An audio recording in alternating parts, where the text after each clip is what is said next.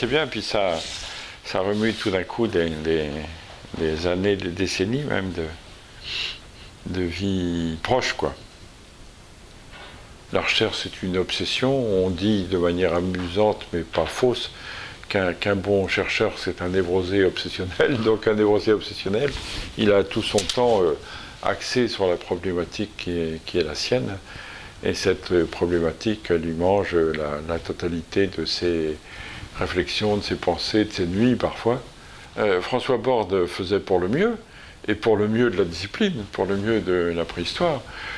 C'est déjà un grand bonheur, sûrement, d'avoir été dans le sillage, dans l'entourage de François Borde, qui était un grand personnage, haut en couleur d'ailleurs, et un grand personnage dans la perception de la préhistoire et dans l'avancée de la recherche sur la typologie notamment, et puis bien des concepts au sein de la préhistoire qu'il a surtout traité en France et surtout dans le sud-ouest, mais il avait de quoi faire. Hein. J'ai connu vos parents, et ça me touche forcément un petit peu plus, parce que je suis parti au Tchad en 1960, et j'ai travaillé 7 années de suite au Tchad, donc jusqu'en 66, avant de partir en Afrique orientale.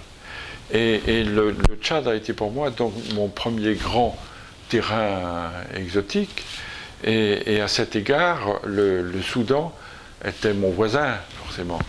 Et il est bien évident que les immenses territoires du Soudan étaient tout à fait comparables aux immenses territoires du Tchad, entre le massif du Tibesti au nord et de l'Enedi à l'est. Donc on était vraiment voisins. Et j'ai connu aussi Wendorf et puis Solecki, avec qui donc vos parents travaillaient, puisque leur grand site c'était donc Wadi Alpha. C'était un peu plus au nord que mes régions. Mais quand même, il y avait une communauté d'esprit, une sympathie d'esprit. On avait ensemble l'expérience de ces immenses territoires et de ces climats un petit peu rudes mais merveilleux en même temps. On s'est rencontrés 1000 fois, hein, sûrement. Comme tous les préhistoriens de la Terre, on se réunit, on bavarde, on discute, il y a toujours plein de colloques, de réunions, de symposiums, tout ce que vous voulez. Mais je me rappelle très bien qu'on s'était en tout cas retrouvés à Dakar. Et Dakar, c'était le panafricain de préhistoire. Et le panafricain de préhistoire, ça devait être en 67, je crois. En tout cas, à Dakar, on s'est rencontrés, ça je suis sûr. Et on s'est rencontrés et on a vécu ensemble tout le congrès panafricain.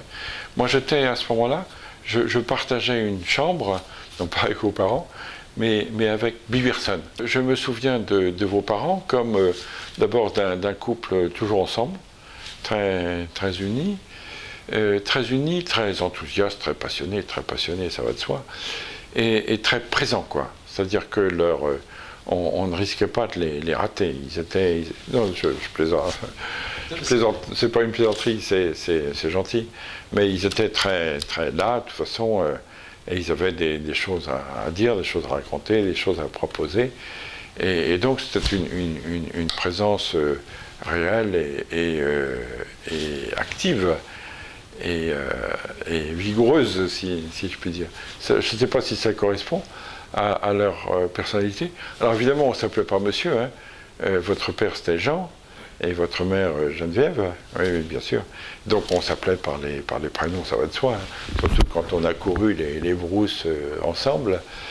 Et je me rappelle bien, mais leurs propos à ce moment-là concernaient bien sûr un peu le Soudan, mais ils étaient quand même très pris par le sud-ouest de la France, qui moi me tracassait moins à cette époque. Donc j'étais un peu éloigné de leurs propos, sauf lorsqu'ils replongeaient dans leur Soudan, qui était un petit peu ma ligne de partage. C'était des gens, on peut continuer, hein, je veux dire, des gens très présents. Je dis ça d'autant plus volontiers, encore une fois, que c'était un côté sympa. On ne les ratait pas, quoi. Forcément, quand vous avez un enthousiasme et un autre enthousiasme et que les enthousiasmes sont conjugués, ça fait des résonances.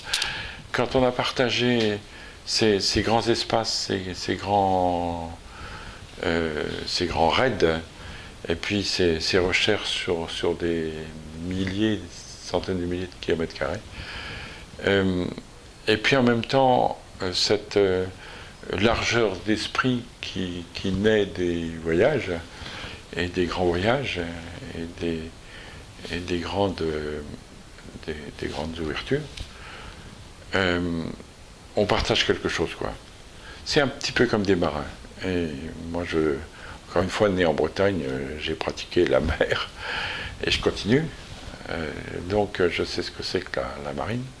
Mais on connaît ça aussi dans le désert, et quand on retrouve quelqu'un du désert, il y a quelque chose de commun. Donc, je comprends la manière de poser comme ça au milieu du désert, parce que le désert, j'ai vu vos images et je connais bien le Tchad qui ressemble, hein. C'est à la fois merveilleux et monstrueux. Et quand vous y êtes pendant un certain temps, ensuite vous y êtes bien.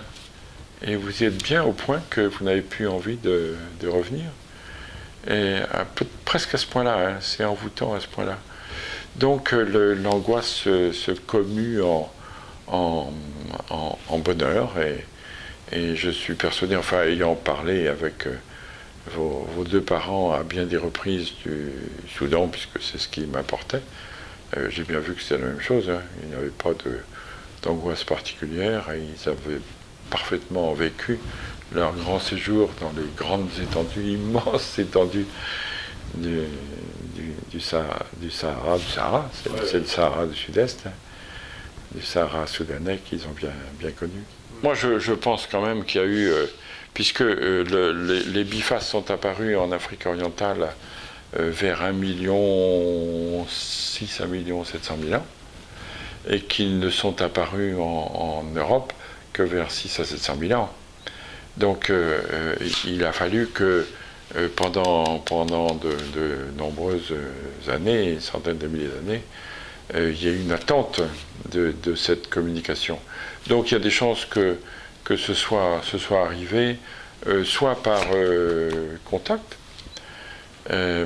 sans que des gens se déplacent, soit par l'arrivée de gens porteurs de ces bifaces. C'est important aussi, c'est bien ce que vous faites, parce que tous ces gens sont partis, et du même coup, leur mémoire s'affaiblit, la mémoire de leur boulot, de leur présence, qui était importante à l'époque, bien sûr.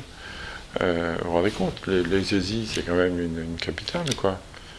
Et donc, tout ça a eu une grande importance à une certaine époque, et c'est essentiel de pouvoir la retenir et la faire revivre et la faire connaître. Théodore Monod disait, ça c'est le behavior of primates, c'est le comportement des primates. le fait que, bien sûr, on retienne des noms, mais on ne retient pas tous les noms, et puis quand on peut ne plus les retenir, ça vaut encore mieux, etc. Et puis finalement, ça disparaît au profit de ceux qui sont en activité, bien sûr. Mais c'est donc le comportement des primates. Non, mais ils ont eu leur temps, ils ont eu leur importance en leur temps. Ils ont eu cette importance qui ensuite a des conséquences quand même, et des suites, puisque le musée en est une suite, puisque la visite de Rouffignac aujourd'hui marche bien, hein. Et puis d'autres sites encore que je connais moins, et les travaux au Soudan aussi ont eu des répercussions. Donc tout ça, ce sont des petits cailloux dans l'histoire des sciences, et des petites étapes dans l'histoire des sciences. Je dis petite, pas de manière désagréable, hein, mais c'est une des étapes parmi d'autres étapes. Et il n'y a pas de raison de ne pas faire état de celle-là, puisqu'on fait état des autres aussi. C'est par petits morceaux. C'est pour ça que je vous ai répondu sans aucune hésitation.